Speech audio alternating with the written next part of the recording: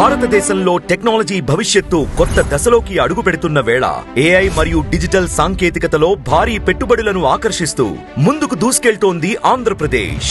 గౌరవ ముఖ్యమంత్రి శ్రీ నారా చంద్రబాబు నాయుడు గారి నాయకత్వంలో దేశంలో ఏఐ మరియు డేటా ఇన్ఫ్రాస్ట్రక్చర్ కు కేంద్రంగా రూపుదిద్దుకుంటోంది. ప్రపంచ ప్రఖ్యాత టెక్నాలజీ సంస్థ గూగుల్ $15 బిలియన్ భారీ పెట్టుబడితో సుమారు 1000 మెగావాట్ల hyper scale AI data centre స్థాపనకు శ్రీకారం చుట్టింది. ఇది భారతదేశ చరిత్రలోనే అతిపెద్ద విదేశీ పెట్టుబడి.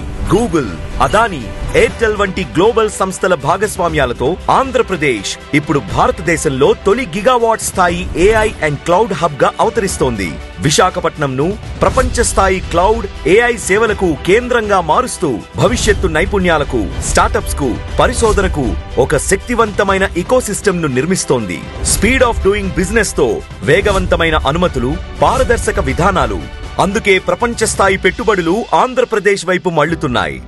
आज 2047 के विकसित भारत का संकल्प स्वर्ण आंध्रा के लक्ष्य से इस प्रोजेक्ट से विशाखापट्टनम एक एआई और कनेक्टिविटी हब के रूप में स्थापित होगा.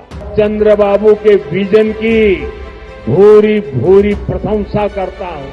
ఈ ఏప్రిల్ 28వ తేదీన గౌరవ ముఖ్యమంత్రి శ్రీ నారా చంద్రబాబు నాయుడు గారి చేతుల మీదుగా దేశ ఏఐ భవిష్యత్తుకు నాంది పలుకుతూ విశాఖలో శంకుస్థాపన జరిగింది. గూగుల్ రాక విశాఖపట్నానికే కాదు ఆంధ్రప్రదేశ్ కు ఒక గేమ్ చేంజర్ అని చెప్పి నేను మీకు తెలియజేస్తున్నా.